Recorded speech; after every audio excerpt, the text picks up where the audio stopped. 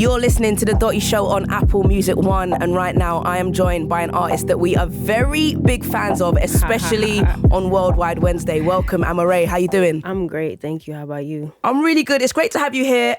We've been big supporters of The Angel You Don't Know. Obviously, you cannot escape Sad Girls Love Money. Yeah. It's everywhere.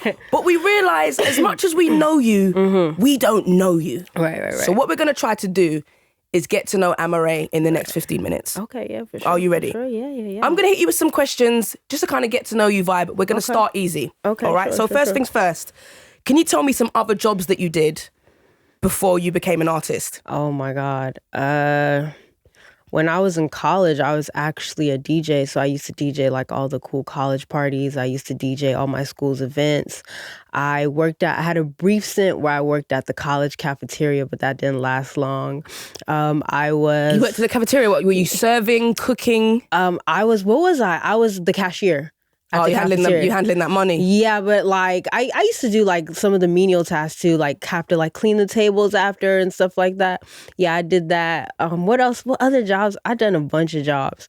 I worked as part of like part of this team for my school that kind of like set up events and helped like some of the international students assimilate into like the student body. What else? Oh, you done loads. Yeah. I worked a lot of really interesting jobs. Yeah. When you were a DJ, did you accept requests? Or were you like a don't talk to me DJ? Nah, I love requests. I mean, you know, you're playing for the people, right? I mean, there's certain spaces that I'd go to and they'd be like, all right, just do your thing. But there's certain spaces where it's like people are going to come up to you and ask for certain types of songs. So when you were a DJ, what was the go-to hit at the time? Go-to hit. So I was in college. I was DJing around 2015, 2016. Like One Dance was a big one. What else? Work, Rihanna's Work. And as far as like Afrobeats, I think like If and Fall were like the joints at the time. Still though. Yeah. Those still go off to this day. Yeah. So all right, you've handled cafeteria money. Yes, ma'am. You've DJ'd. You've helped people assimilate into the student body. Yeah. What job would you actually be doing though, if you weren't doing music now? What would the plan B actually have been? I was a great science student. Like, for real, before I realized that I really wanted to do music, I wanted to be a neurosurgeon. So I wanted to go to medical school. And that was kind of like, I mean, obviously, you know, I started interning at 17 at a studio and I was like, all right, this is what I'm going to do. So that kind of fell out the window. But yeah. An actual brain surgeon? Yeah, neurosurgeon. That had been my dream since I was a kid. So I was a science student. Were you like a science nerd or like a cool science student? I've always been cool, for real. Like, I want to say I stopped being uncool probably when I got to like middle school. So probably like 11, 12, I became cool. But I've always loved like science. I've always loved writing. I've always loved history. Like I like to read. I like to write, you know. Brain surgeon, that's dope. Yeah, all right. yeah. See, look, I mean, look it how never much happened. we're learning already. Look how much we're learning. Right, I want to know your early music loves. What was the first album you ever bought? It was Usher's Confessions. Yeah. Dope. See, I feel like everyone has like their real answer and like their cool answer. Yeah. Is that your real, like the real one you first bought? Because my real first one was like Getting Jiggy With It, Will Smith. But sometimes I say it's like, oh, Tony Braxton. Nah, it really was Usher's Confessions. Like, that's like my first album. No. First album I bought was Avril Lavigne's See? It's Complicated. Now we're getting to the truth. I forgot. Second was Confessions. Avril Lavigne. Yeah. It's Complicated. Yeah. Super dope. Fire album to this day. I stand by that. I'm not even ashamed of it. Oh, say that with chest. Avril Lavigne. Avril Lavigne was dope. Yeah, early Avril was fire. Since Usher was your second album, Confessions or 8701? Oh, Confessions, like Usher's growth as a musician by the time he hit Confessions and some of the musical risks that he was taking, and like, you know, like some of the producers too, like that was Brian Michael Cox's breakout record, you know, and like Jermaine Dupri, for me, I feel like really got in his bag on 2 albums that year. Mariah Carey's Emancipation of Mimi and Usher's Confessions. Jermaine killed that. Jimmy Jam and Terry Lewis, Robin Thicke wrote one of my favorite records on there. Can You Handle It? Like, for me, Yeah, it was like, to me, it was the pop version of D'Angelo's Voodoo. Like, they probably was like, all right, this was like, I don't know if I can curse, I'm not going to. This is like dudes really getting in their bag with the funk and the instruments. How do we take that and like, how do we make it pop? And I think that's what like Usher did with Confessions, for real. And I think it's a great record. Next question. Who was your first celebrity crush? Have I even ever had a celebrity crush? Truly, like, have I ever just seen someone and just been like, oh, You never had that? I don't think so. I can't think. I'm sure I have, but I can't remember feeling just a way about somebody. Oh, like because you would that. remember, because that feeling when you're like 13, Yeah. that hits hard. Nah, I can't. You bypassed that. I might have. Did you have any posters on your wall? Oh, yeah. Who was on your wall when you were a kid? B2K, Black Eyed Peas. Once again, Mariah when she dropped that album. Lindsay Lohan, Britney Spears. You had Lindsay Lohan on your wall, like up next to Lil Fizz. Absolutely. What a wall! Lindsay Lohan had that record out this time. I'm tired of rumors starting. That's when all the Disney girls was like, they were in their bags still. Epic. We don't. They was like, we grown now. Yeah. Lindsay. Who else? I had so many on my wall. And I had like actresses too. Like I had like Kyla Pratt, Countess Vaughn, and that's Kyla Pratt did one-on-one. Countess Vaughn did the Parkers. Shouts to Countess Vaughn as well. Yeah, who hilarious. Is an incredible singer as well. Yes. Right? An icon, truly comedic icon, vocal icon, everything. I can't even remember everyone that I had, but those are the ones that I remember. Your wall just sounds like BET. Pretty much. I mean, with BET Lindsay was Lohan the thrown thing.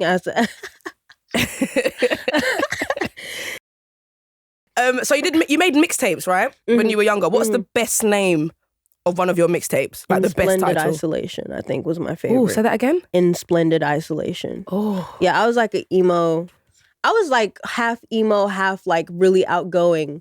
And I think like my emo really came out in my music when I was in high school. So it was like we were learning something about history, and I don't remember what it was, but I know it was another country that was exiled during either World War I or World War II, and they were in splendid isolation. And I was like, that's so fire, like to just think about that as an album concept. And that was the name of my first official like mixtape that I ever made. Do you remember any of your lyrics from when you were a kid? Oh yeah, come on. Hit me, man. I got it on my phone. Hit me with that early Amaarae. What you got? Were you even called Amaarae at the time? Yeah, I was still called Amaarae at the time. It was a rap that I wrote, and it was like, I see red colored roses, this froze comatose, open casket, cause I let him out by the corner store. Bodies on the floor, no props for my fofo. Blame it on my oh so dope flow. The reason I ride solo, cause can't be trusted. Every single I with got busted, acting like what they wasn't. That's in love with the Queen of Hearts. I give them straight shots today by cuss, but let them know who they fucking with. Mink leather, winter coat, 90-degree weather, hot as the devil's toes, but I break a sweat never. Like, you feel me? Oh, she was 9. She was 9 years old. No, no, how old were you? I was like 17.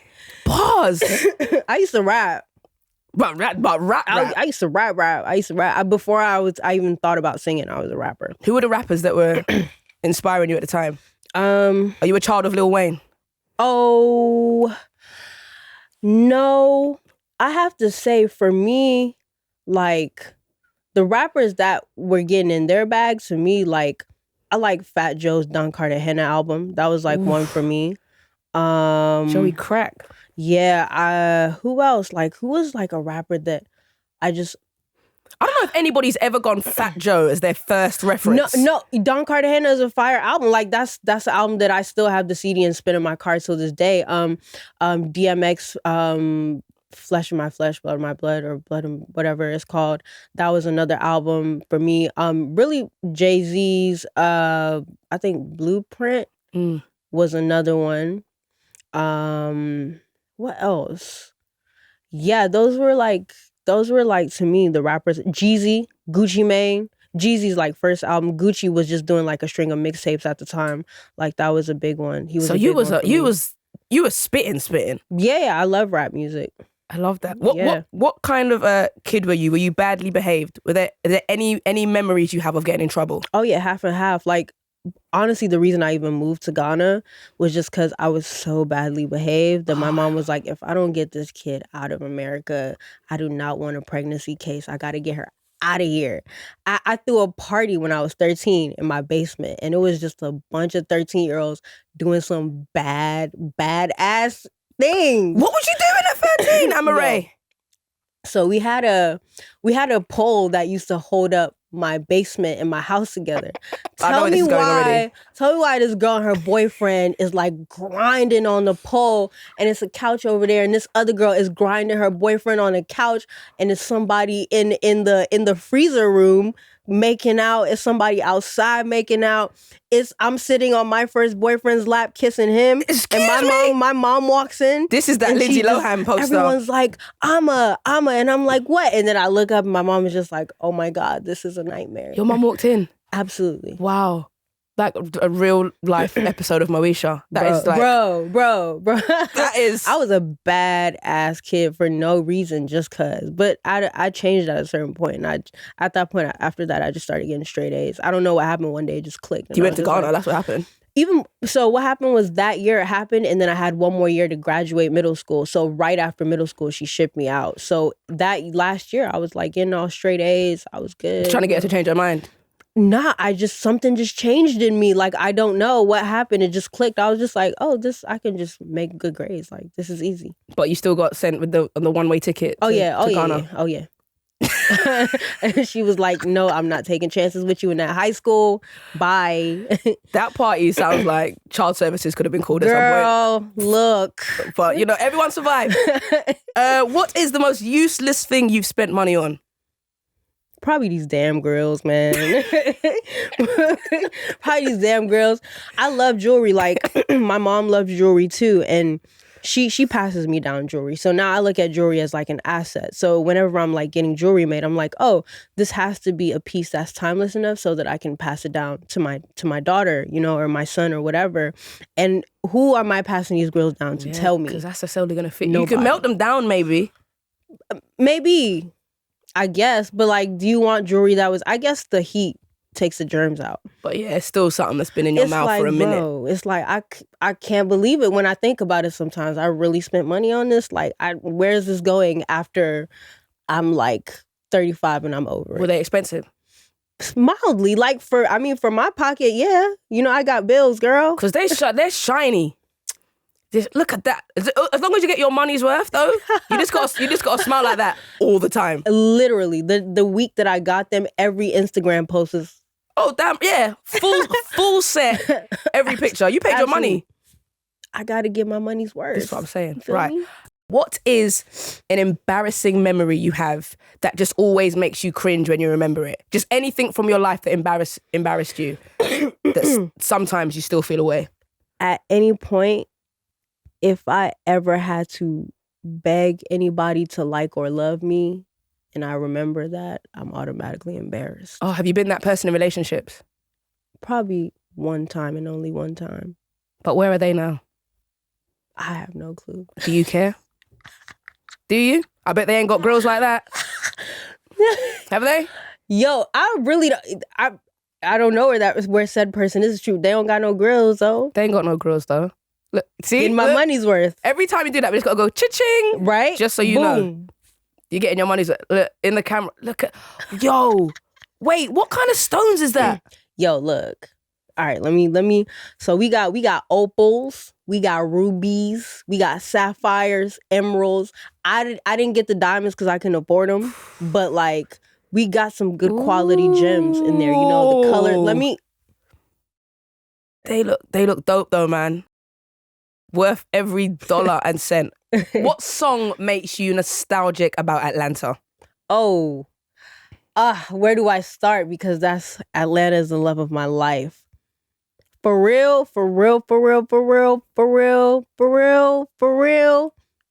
Either Nuck If You Buck by Crime Mob Crew or Young Bloods. If you don't give a damn, go and throw it up. Like any of those, honestly, there's so many more, but any of those, especially Nuck If You Buck, that's like ATL to the core.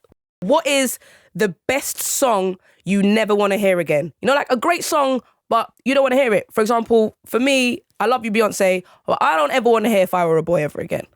Do you know what I mean? I get it. I get that it's like a beautifully constructed song. It's a great concept. I ain't trying to hear that song. We love you, Beyonce. We love Beyonce. It goes without saying. You don't even need that disclaimer. I think my love for Beyonce is such that I can be honest with her. Yeah, absolutely. If I Were a Boy's trash. Oof. I went too far. Not trash. I don't want to hear it. What is a great song? A song that you acknowledge is amazing. A work of art, but you personally don't want to hear it. I'm trying to think. There'll be no repercussions. I'm really trying to think. I don't think I ever in my life ever want to hear the Macarena song ever again.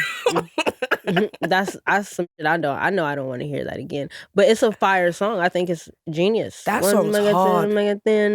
Like that melody, that movement, the lyrics is just catchy. Pop genius. But I never want to hear it ever again.